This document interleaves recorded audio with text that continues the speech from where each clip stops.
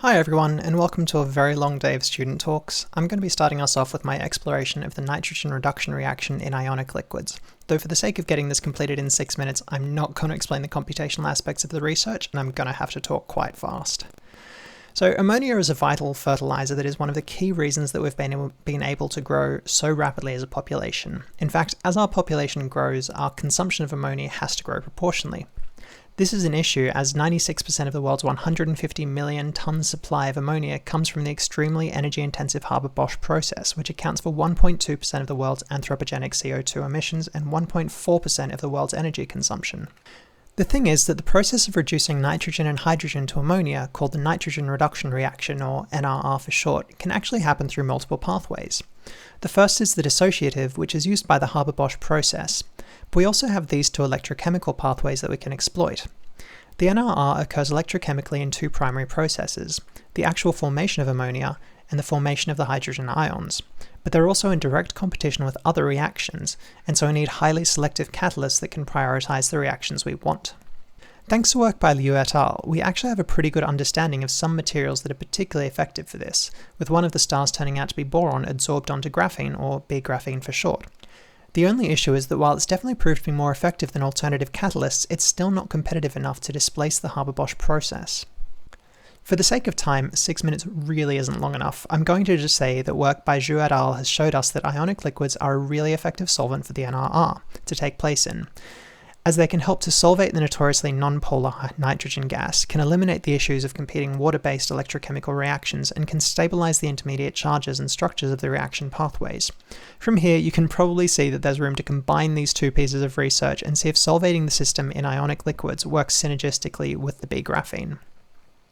So in this experiment, I decided to test tetrafluoroborate as the anion and 1-ethyl-1-methylpyridinium as the cation, as prior research by Zhu et al. Had showed them to be particularly effective at solvating the nitrogen gas. When combining them with this C38 B-Graphene sheet, I could compare the results to a system solvated with water to see how they compared. And so I devised a series of thermodynamic reactions based on the first two steps of the associative and distal pathways of the NRR to be able to see how they would behave.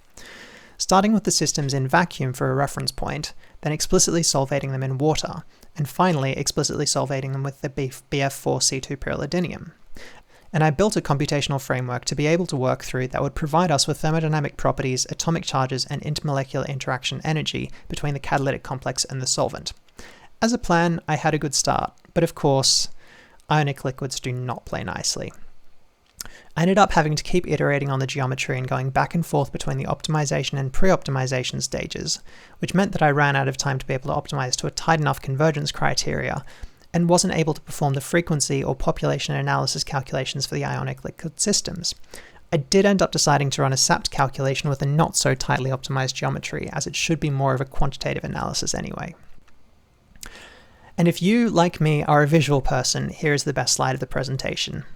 Going from left to right for the gas phase, we have everything dissociated, then we have the N2 bound to the boron, and finally a proton bound to the N2.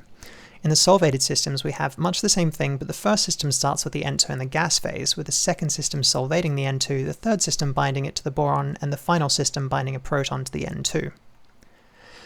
So the first important results to show are the thermodynamic properties from the frequency calculations, comparing the gas and aqueous systems to the literature from Liu et al.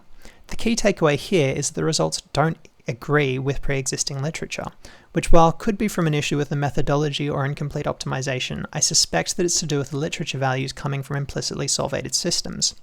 I repeated the calculations with other GGA functionals with dispersion corrections and with Dunning's basis sets, but the same relative energies remained or became even more drastically different.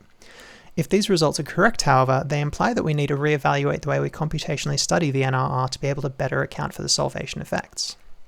In fact, thanks to the SAPT results, we can see that the electrostatics, which would be the main component in an implicit solvation, doesn't truly encapsulate the effects of the solvent. While these results are based on the not-so-optimized ionic liquid geometry, there are a few points to note. Firstly, the ionic liquid system interactions are overall much more stabilizing. Secondly, as would be expected from any ionic liquid system given their very diffuse and polarizable electron density, a large portion of that comes from dispersion, which is typically inversely proportional to and largely cancelled out by exchange. However, in this case, the exchange is actually less destabilizing than it is in the aqueous systems. And finally, that as you'd expect from a charged solvent, there is some electrostatic stabilization going on as well. Obviously, these results should be taken with a grain of salt, but they do show that there is some logic behind running this experiment. Finally though, we have our geometric properties and partial charges. The key changes to note here are that the electron density is flowing out of the system, causing the proton to become more labile and the nitrogen-nitrogen bond to become much weaker. This is also shown in the graphene-boron bond length decreasing by 0.1 angstrom, resulting in the graphene-boron angle to increase by 7 degrees, putting a large amount of strain on the graphene, causing it to bend.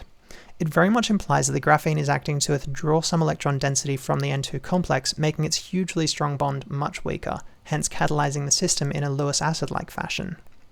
Summing it all up, this research hasn't really made any massive claims, and most of it should only be considered qualitative. But it does show that more research needs to be carried out in this space to better determine the synergistic properties between ionic liquids and B-Graphene in catalyzing the NRR. From what I've learned in talking with the Monash Computational Chemistry group, this project was doomed to fail, and really it requires the use of molecular dynamics with polarizable force fields to be able to build a decent starting geometry, but that's far beyond the scope of an undergraduate research project to complete.